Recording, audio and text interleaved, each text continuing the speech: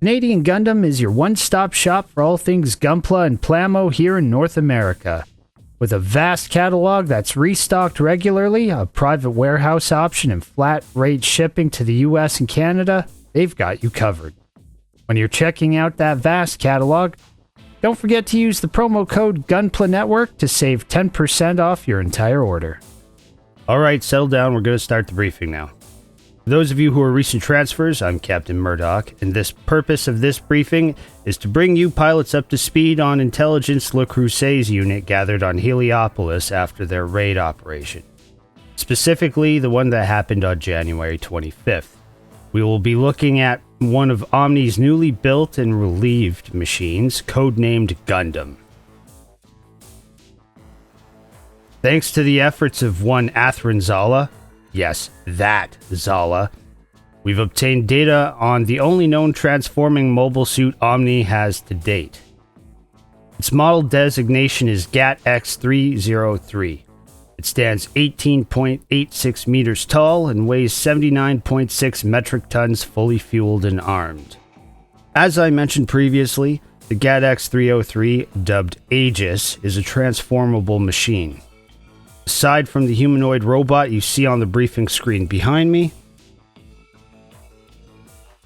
it also has a cruise mode in the shape of a squid, and an attack mode with its limbs open. Maximum acceleration this machine is capable of is variable due to the cruise mode putting most of that propulsion in the same direction. Our intelligence staff have also given the Aegis Gundam a once-over and determined that the machines successfully captured by Le Creuset's team were constructed by Morgenreuth.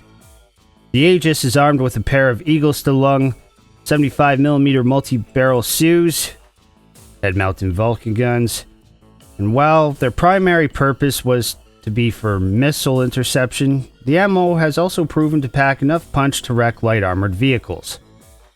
The machine comes armed with beam sabers in every appendage, and as Zala has demonstrated thanks to the combat cam footage, they can be used to devastating effect in attack mode.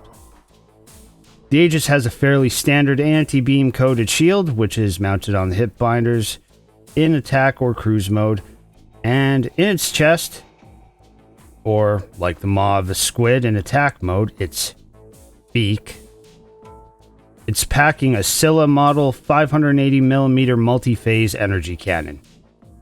Zala has demonstrated this weapon's power in recent battle at Junius 7, one-shotting an Alliance battleship with it.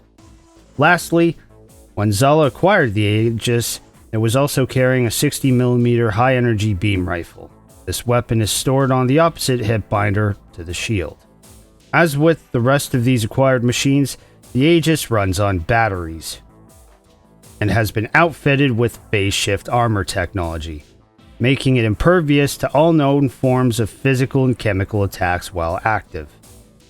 It is important for you to know this as mobile suit pilots, because the enemy still has at least one of these Gundam units and has been actively fielding it at every turn. The phase shift armor, as stated, is an active defense system. As long as it's being worked, it will take its toll on the mobile suit's battery life and thus reduce its operating time. Since it'll be a while before the brass will be able to roll out beam rifles en masse to our forces, you will need to rely on overloading this system and draining the enemy machine's battery to overtake it. A final note before your next briefing with the XO. We will be forming up and holding a Bloody Valentine's ceremonial parade in the hangar deck at 0900 hours on the day after tomorrow. Your team leads will be given further instruction and timings for parade practice tomorrow afternoon. Alright, I have nothing more for you. You have 10 minutes till your next brief. Carry on.